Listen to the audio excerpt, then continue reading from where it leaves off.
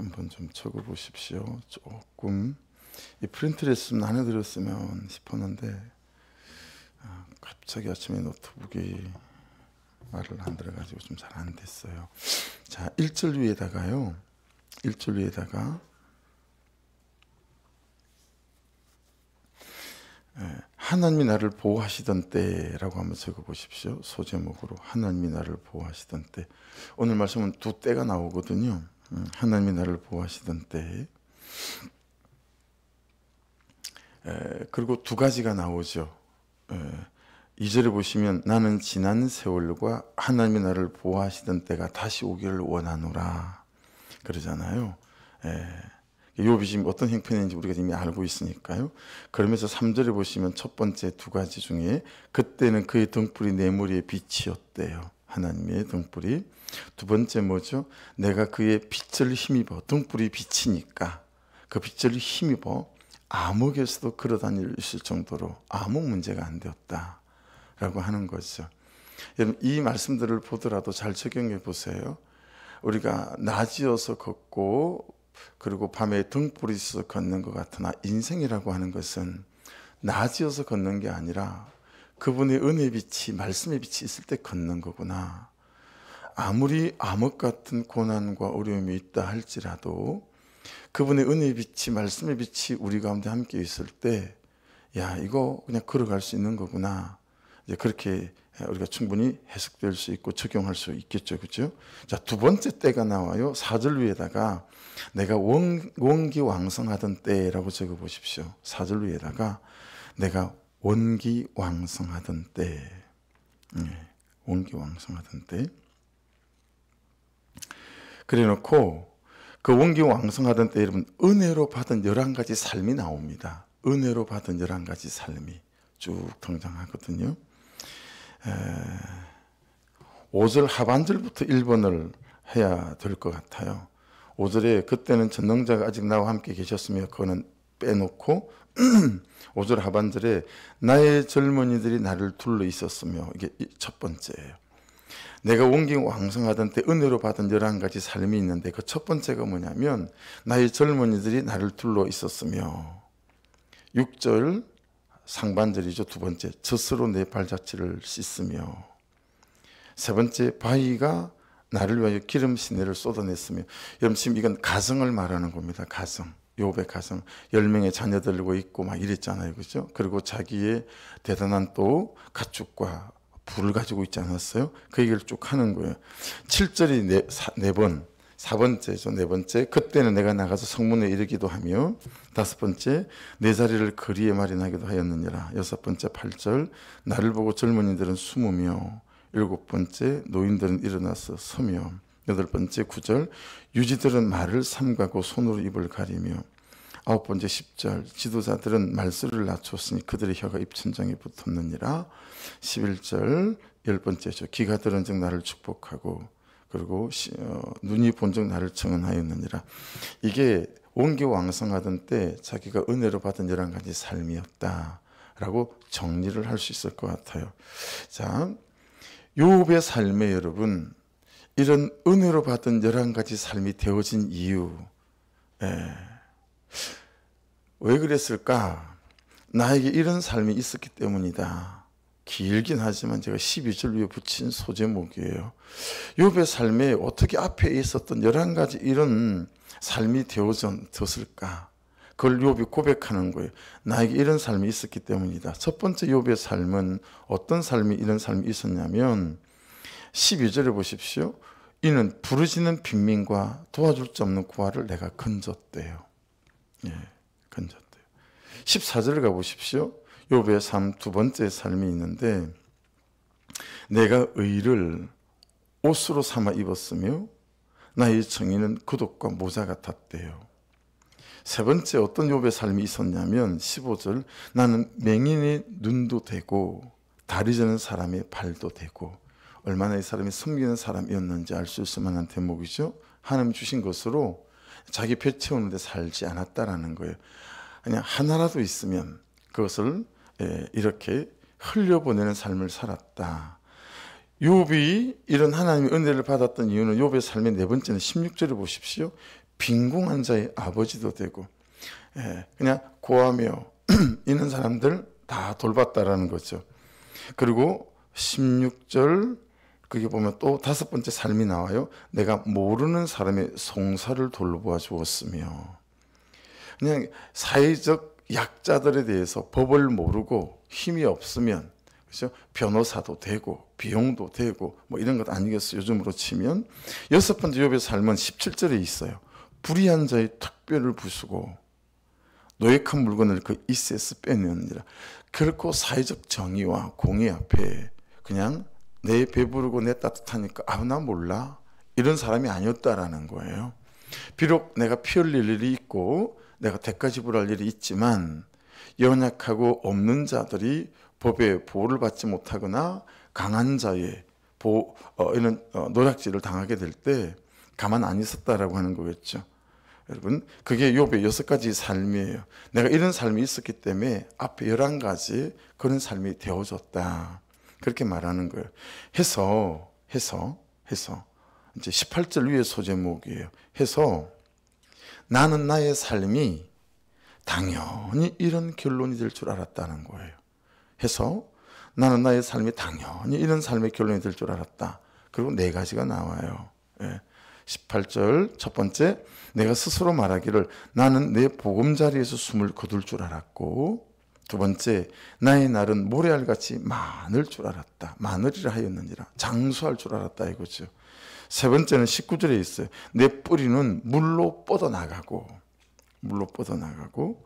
그 다음에 네 번째, 이슬이 내 가지에서 밤을 지내고 갈 것이며, 이게 자기 인생의 미래에 대해서 나는 당연히 내 인생의 결론이 이렇게 될 줄 알았다.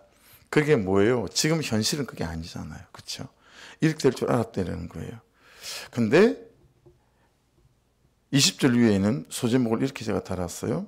내 삶이 진짜 그리 되었다. 8가지. 진짜 그리 되었다. 8가지. 20절 보십시오. 내 영광은 내게 새로워지고, 두 번째 또 20절이네요. 내 손에서 내 화살이 끊이지 않았노라. 세 번째 21절, 무리는 내 말을 듣고 희망을 걸었으며. 욥 말만 들으면 소망이 생기고 희망이 생기는 거예요. 봐라, 내가 이런 삶을 살았더니 뭐 이렇게 되는 거 아니겠어요? 네 번째, 내가 가르칠 때 잠잠했어요. 누가 여러분 입을 열었겠어요? 이런 삶의 결론을 갖고 있는데 욥의 삶의 결론이 얼마나 찬란했습니까? 아무도 말을 못 보태는 거죠. 다섯 번째는 22절에 있어요. 내가 말한 후에는 그들이 말을 거듭하지 못하였나니 나의 말이 그들에게 스며들었습니다. 전부 다 욥이 말하면 다 받아 적는 거예요. 와, 나도 저렇게 살아야 되겠다. 나도 저렇게 하나님을 섬겨야 되겠다. 그렇게 하는 거죠. 여섯 번째 23절이 있습니다. 그들은 비를 기다리듯 세상에 나를 기다렸으며 욥을 기다렸대요.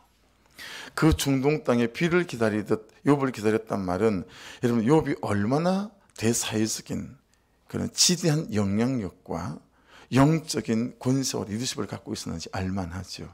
그렇죠? 우리가 부끄러워서 누가 나를 볼까봐 그럴 때가 더 많은 것 같은데, 비를 기다렸대요. 그리고 봄비를 맞이하듯 입을 벌렸다는 거예요. 일곱 번째는 24절에 있어요. 그들이 의지가 없을 때 내가 미소를 하면, 내가 웃어주면 힘내, 괜찮아, 할 수 있어, 이런 거죠. 그들이 나의 얼굴빛을 무색하게 하였느니라. 그들이 힘을 얻었다는 얘기예요. 여덟 번째는 25절에 있어요. 내가 그들의 길을 택하여 주고 어떤 데는 자리에 앉았나니 왕이 군대 중에 있는 것과도 같았고 애국하는 자를 위로하는 사람과도 같았느니라. 25절 하나를 몇 개로 쪼갤 수도 있겠지만 25절을 전체로 묶어버리면 내 삶이 그리 됐어요. 8가지의 삶이 나와요. 살았던 삶도 나오고, 보세요 여러분, 그 삶을 살았더니 되어진 삶, 하나님 은혜로 되어진 삶도 나오는 거예요. 여러분, 이 모든 말씀을 가능하게 한 게 어디 있냐면 4절과 5절에 있어요. 다시 4절과 5절로 올라가 보실래요? 자, 4절 하반절입니다. 4절 하반절. 그때에는 하나님이 내 장막에 기름을 발라주셨기 때문이고요. 하나님이 내 장막에 기름을 발라주셨기 때문에, 두 번째는 5절, 그때에는 전능자가 아직도 나와 함께 계셨으며. 언뜻 보면 아직도 그때는 계셨고 지금 욥은 지금은 이제 다 망했잖아요. 자녀 다 죽고 지금은 없는 것처럼 자기 삶을 해석하는 것처럼 약간 보이기도 합니다. 그렇죠? 근데 그 아직도라는 단어 있죠. 이게 오드라고 하는 단어인데 연속해서 계속해서 여전히 이제 그런 뜻을 갖고 있어요. 그러니까 그때는 전능자가 여전히 나와 함께 계셨기 때문이다. 그러나 여러분 여기서 우리가 깨달을 수 있는 거 있죠. 저와 여러분의 삶 속에 일상 속에 여전히 하나님 그분 속에.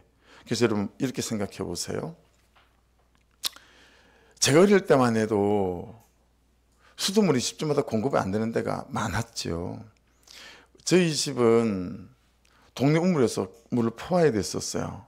어머니가 아버지 돌아가셨을 때 잠깐 와서 한 1년 정도 계실 때 아침에 이제 5일장 생선을 팔러 나가시면서 그냥 그 꼭두 새벽에 왜냐하면 통영까지 나가서 새벽배 들어오는 거에 생선을 받아가지고 그 다음에 트럭에다가 싣고 그 다음에 5일장을 나가셔야 되니까 여러분 고성이라는 데서 통영까지는 그 당시 1시간도 넘는 거래요. 차를 타고 가도. 요즘은 도로가 좋아져가지고요. 뭐 30분도 안 걸린다고 하더라고요.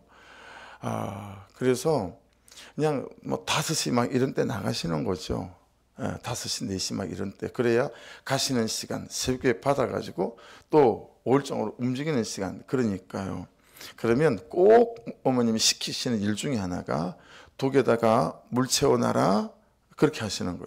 그럼 학교 갔다 와가지고 산에 올라가서 복합 비료푸대를 가지고 솔방울을 따서 한 솔방울을 부엌에다 갖다 놓고 두 번째 일은 동네 샘에서 머리에 이는 거 있죠. 요걸로 제가 이었어요. 전부 다. 그때 초등학교 4학년 때란 말이에요. 다 이고 그리고 그 독에 2개씩 3개씩 물을 채워야 되는 거예요. 그 동네 샘까지 거리가 한 150m 정도는 될 것 같아요. 150m 정도 되고, 근데 우리 집은 오르막이에요. 이렇게 오르막이어가지고 동네 길을 한 100m 걸어오는 건 관계없는데 우리 집에 오르막을 올라오는 한 50m 정도는 이게 만만치 않았어요. 초등학교 4학년 아이가 그걸 하기에는. 그걸 다 채워놓고 난 뒤에 놀 수 있는 거예요. 자, 여러분 물을 채웠어요. 옛날 같으면 그 물이 없어지잖아요. 그죠? 그럼 또 채워야 되잖아요. 무슨 말씀을 드리는 거냐면 이 새벽에 은혜를 채운다고 생각해 보십시오. 그리고 채워진 은혜로 하루를 사는 거예요. 이거보다 훨씬 더 나은 삶을 뭐냐면 24시간 주님과 연결되어져 있는 거예요. 그렇잖아요. 물을 고가수에다 채워놓고 그 채운 만큼 수도꼭지 열면 물 나오고 위에 뚝 떨어져 버리면 그만이잖아요. 근데 여러분 우리 교회 같은 경우에는 고가수도가 없죠. 이렇게 바로 세대로 바로 들어오는 물을 직수라고 해요. 그냥 직수로 바로 들어오는 거예요. 수도꼭지로. 근데 여러분 아파트 사시는 여러분들은 다 아파트 주차장에 저수소가 있어요. 그 저수소를 펌프로 옥상으로 고가수소를 올려요. 그러니까 고가수소에서 물을 내리는 거죠. 저수소에 물이 없거나 고가수소에 물이 없으면 수도꼭지에 물 안 나오는 거죠.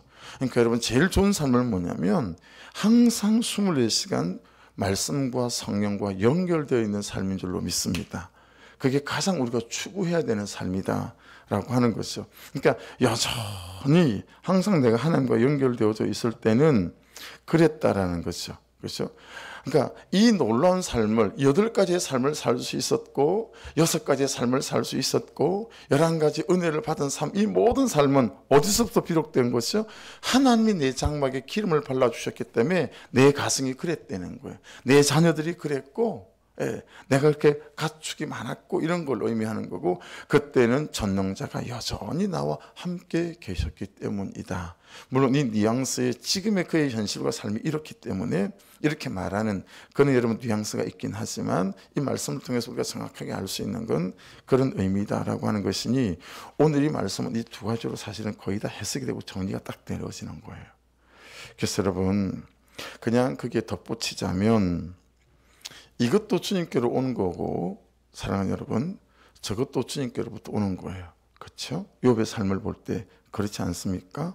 그러니까 나의 죄로부터 말미암은 것도 주님으로부터 허락된 거다. 이게 왜 소망이 된 거냐면 그것도 하나님께서 주신 거라면 왜 이렇게 우리가 낙심할 수 있으나 하나님 그분께로부터 온 거기 때문에 나는 하나님 그분하고만 붙어 있으면 되는 거예요. 그렇죠?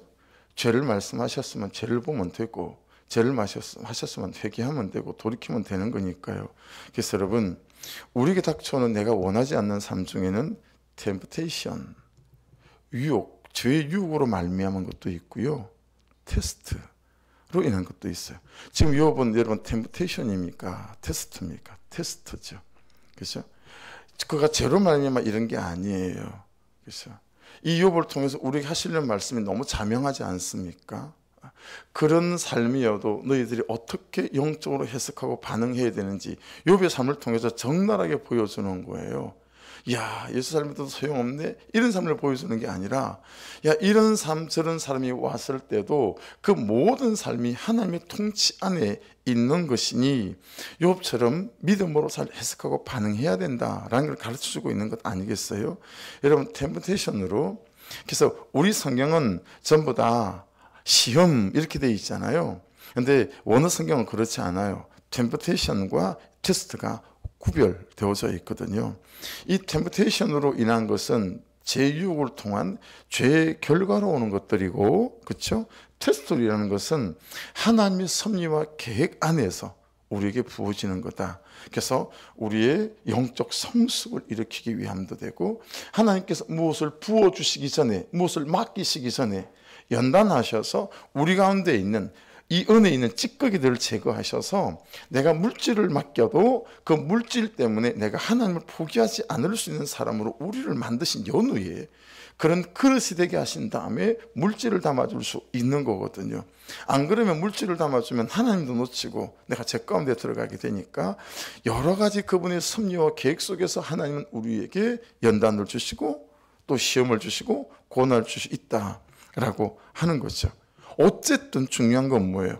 템프테이션으로 인한 것도 주님 안에서 허락된 것이고, 테스트로 인한 것도 당연히 주님 안에서 허락된 것들이다 라고 하는 것이니, 여러분, 온 통치와 다스림이 하나님 안에 있다라고 하는 명백한 이 철저한 이 세계관과 가치관 안에서 항상 저와 여러분들이 생각하고 해석하고 반응해야 되겠다라고 하는 것이죠. 그래서 여러분, 물은 위에서 아래로 흐르죠. 물론 지금은 뭐 기계로 펌핑하면 올라도 가지만 자연적인 섭리를 따질 때는 물은 항상 위에서 아래로 흐르는 거잖아요. 이게 물리적인 메커니즘이에요. 그렇죠? 물리적인 메커니즘. 기계적으로 그렇게 되어진다라고 하는 거죠. 이건 겨울이 가면 봄이 와요. 이건 계절적인 메커니즘이죠. 여러분, 겨울이 갔는데 여름이 오지 않잖아요. 그죠? 가을이 오지 않잖아요. 당연한 여러분 자연의 순리를 따라오는 메커니즘, 기계적 메커니즘 아니겠어요? 그것처럼 말씀이 가지고 있는 원리적인 메커니즘이 있어요. 원리적인, 물이 위에서 아래로 흐르듯이. 그런 여러분, 죄로 인한 내 삶에 닥쳐오고 내 운명에 닥쳐오는 저주와 지옥과 영원한 사망은 피할 도리가 없고 변개치 못하는 손댈 수 없는 우리 운명이었습니다. 그렇죠? 그런데 주님은 이 말씀이 가지고 있는 원리적인 메커니즘도 다 깨버리시고 죄인인 우리가 죽어야 함에도 십자가로 오셔서 구원의 길을 여셨다라고 하는 거죠. 이 모든 것을 가능하게 하신 것이 뭐죠? 우리를 향한 하나님의 사랑입니다. 그렇죠? 그러니 여러분 이 말 잘 들어보십시오. 순도 100% 고난은 없어요. 순도 100% 징계도 없어요. 순도 100% 죄로 인한 고난도 없어요.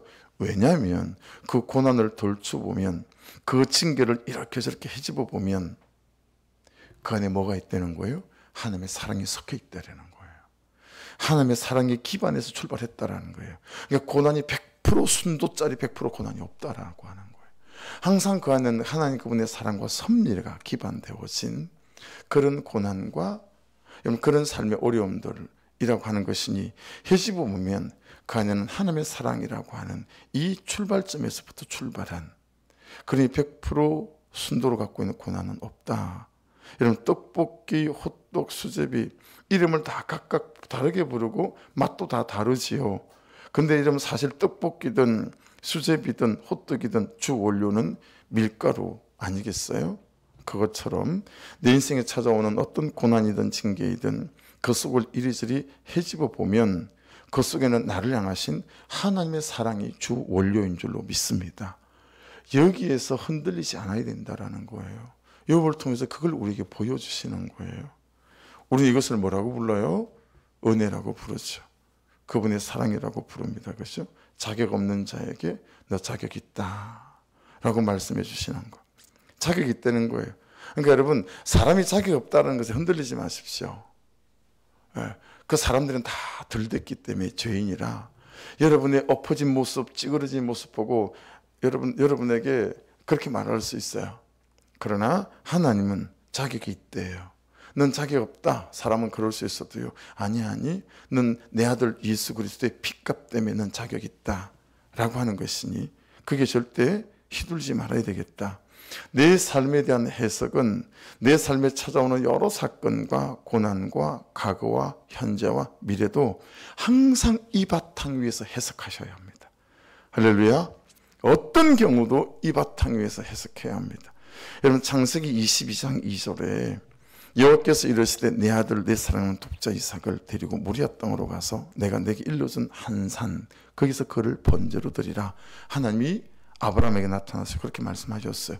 이 얼마나 불합리한 요구고 비상식적인 요구고 비인격적인 요구였겠습니까? 하나님, 아무리 당신이 100세 때 내가 아들을 낳을 수 없을 때 당신이 주신 아들이지만 이제는 내 자식인데 내가 어떻게 이 아들을 키우고 이 아들이 나한테 어떤 아들인데 이 생태 같은 자식을 번제물의 제물로 바치라고요? 오늘부터 서로 아는 체 하지 맙시다 우리. 여러분, 아브라함이 그럴 수 있지 않아요? 여러분, 사건 중에 그러고 싶은 인생의 사건들이 있어요 없어? 있습니다. 예. 이렇게 하신다는 거죠. 오케이 바리. 오늘부터 당신하고 나하고는 쫑입니다. 막 이런 식으로 반응하는 분들이 있잖아요.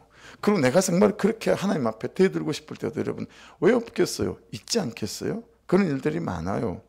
근데 여러분, 히브리서 11장 9절에 가면 이때 아브라함의 마음을 이렇게 성경은 말씀해 놨어요.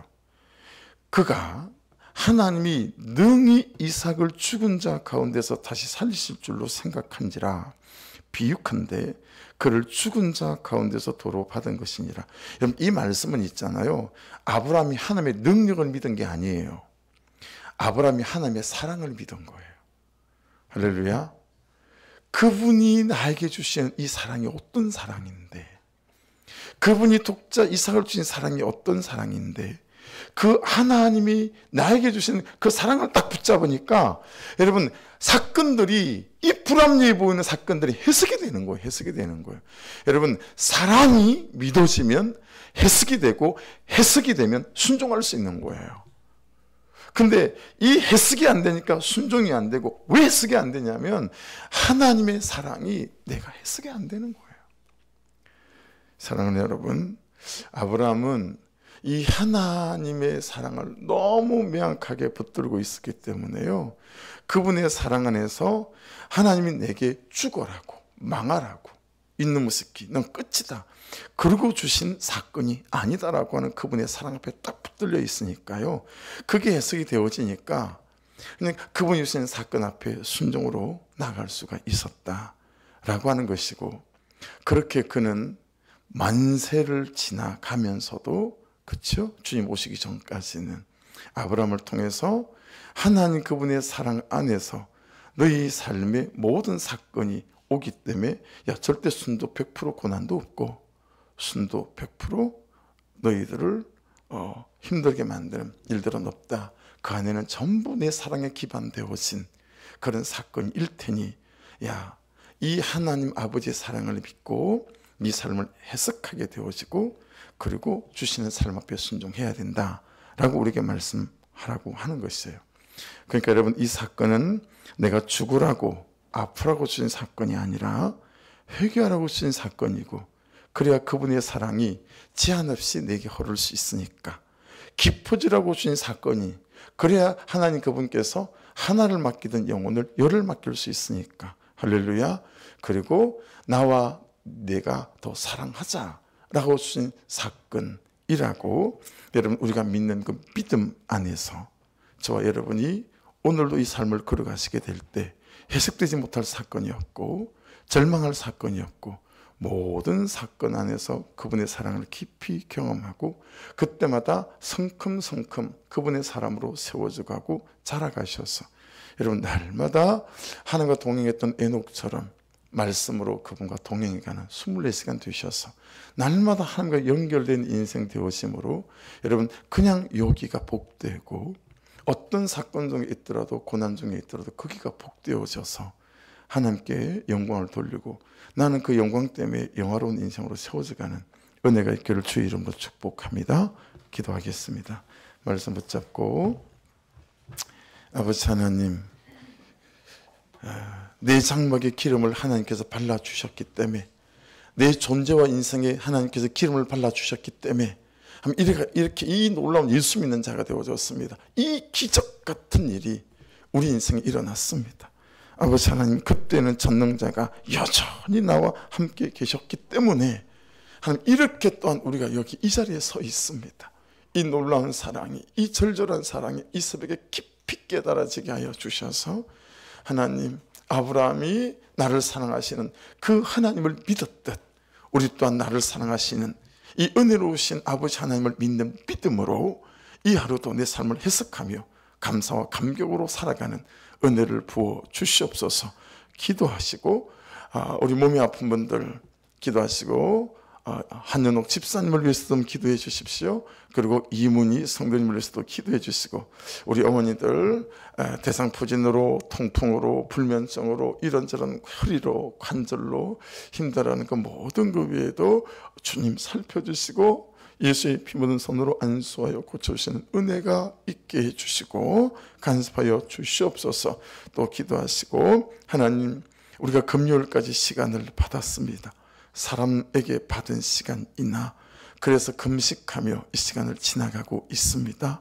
간섭하여 주셔서 주의 뜻이 이루어지게 하시고 아버지, 절대로 성전 이전이 우상되지 않게 도와주시고 하지만 당신의 뜻을 따라 믿음으로 또한 반응할 수 있는 우리가 되게 하여 주셔서 아버지 하나님, 하나님께서 하나님의 일들을 행하신 것들을 믿음으로 순종으로 또 잘 반응하는 우리 교회가 되도록 역사해 주시옵소서. 주여, 한번 부르고 같이 기도드립니다.